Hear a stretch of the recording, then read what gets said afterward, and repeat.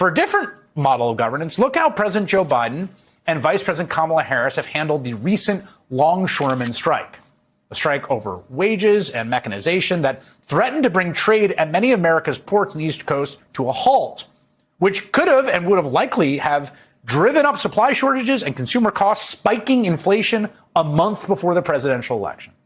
Now, the politically safe thing, I think, for the Biden administration to do would have been to just intervene, halt the strike, pause it, order union members back to work. And that's a power that's given to the president under the Anti-Union Taft-Hartley Act of 1947. Previous presidents, including Richard Nixon, George W. Bush, have invoked it to stop port strikes. But Biden thought that would be selling out the workers, and they're bargaining for a new contract.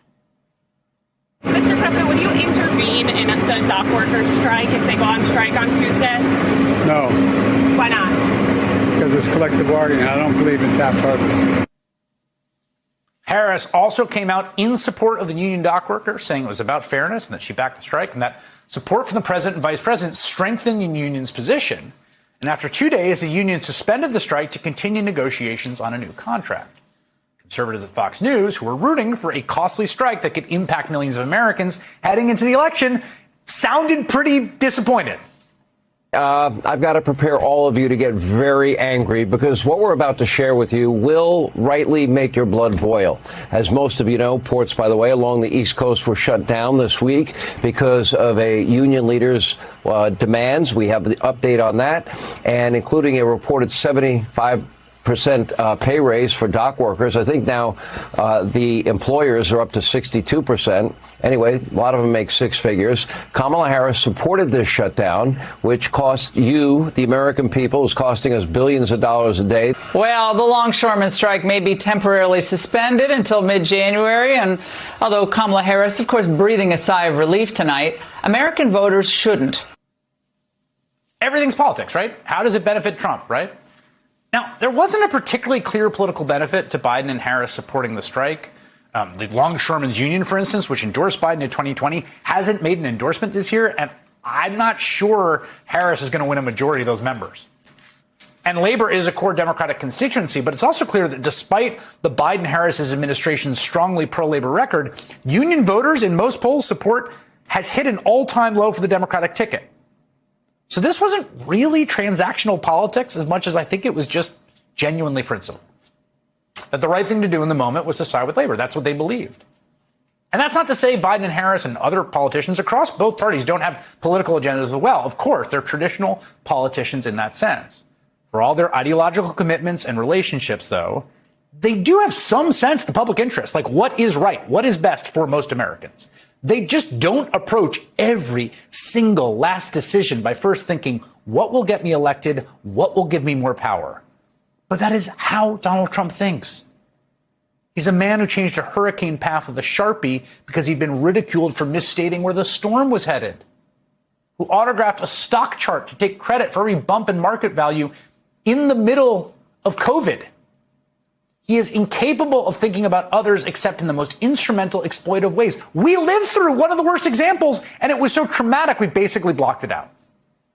Now we've learned that he really does see aid as something that only his people deserve.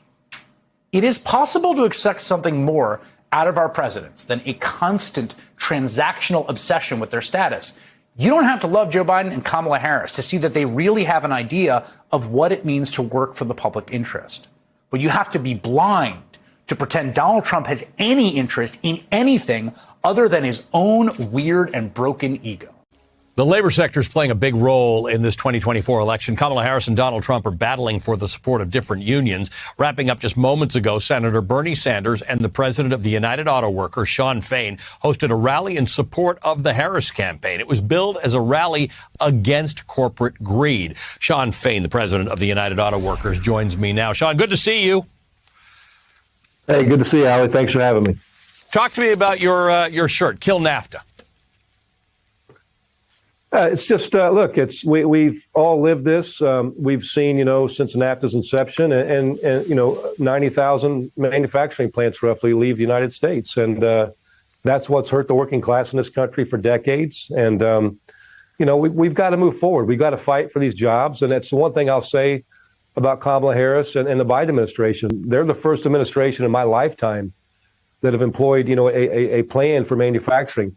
Over 20 plants are being built in this country right now. Many plants have already been built under their administration, bringing jobs, keeping jobs in America, and bringing more jobs to America. Workers that Donald Trump left behind in Lordstown, Ohio, when the GM plant there closed. Kamala Harris and Joe Biden, with their plan, built a battery plant there, Altium batteries, and hundreds of those workers from that Lordstown plant that were left behind are now returning home to Lordstown because of the work Kamala Harris has done.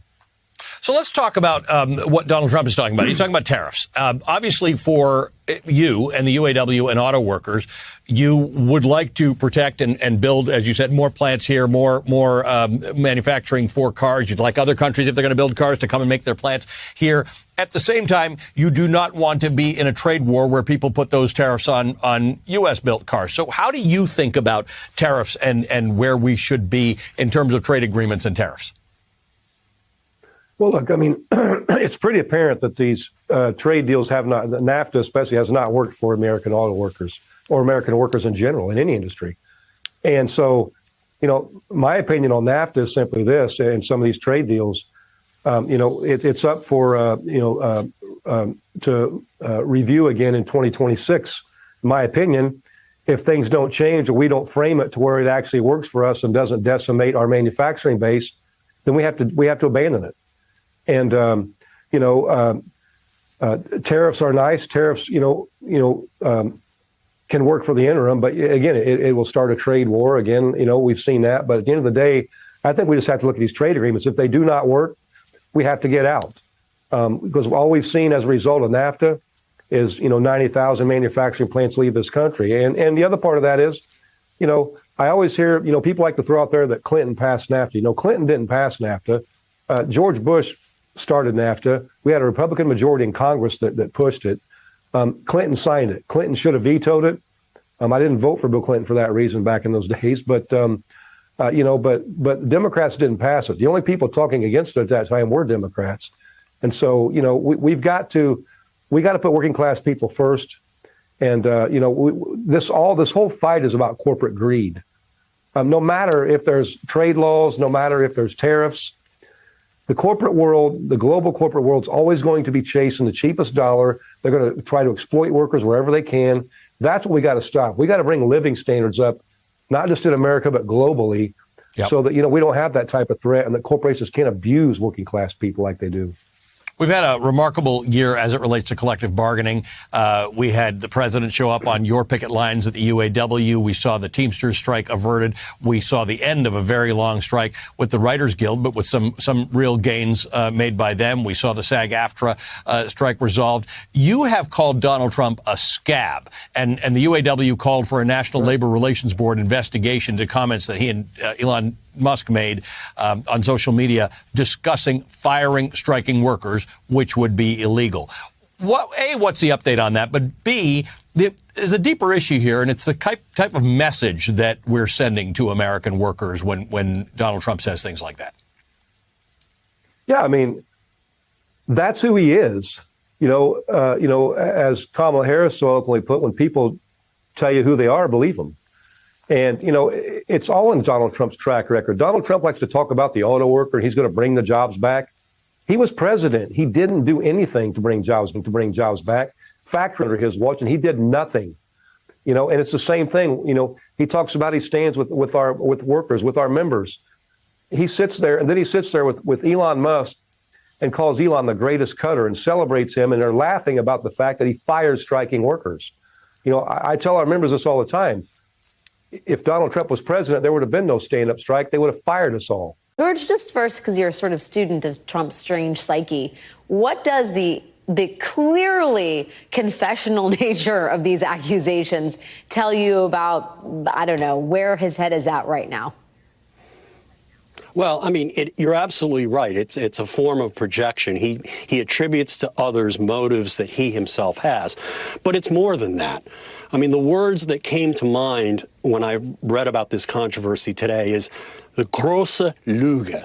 That's German. I don't speak German, so forgive my pronunciation. But grosse Lüge is big lie. It means big lie. It was a phrase coined by Adolf Hitler in Mein Kampf in 1925 for a propaganda technique by which you tell as big a lie as possible so that people will believe bigger lies. They will believe bigger lies more than they will believe smaller lies because they simply think that it's impossible for anybody to have the temerity to tell such an amazingly large lie. But Donald Trump does that as a matter of course. He's a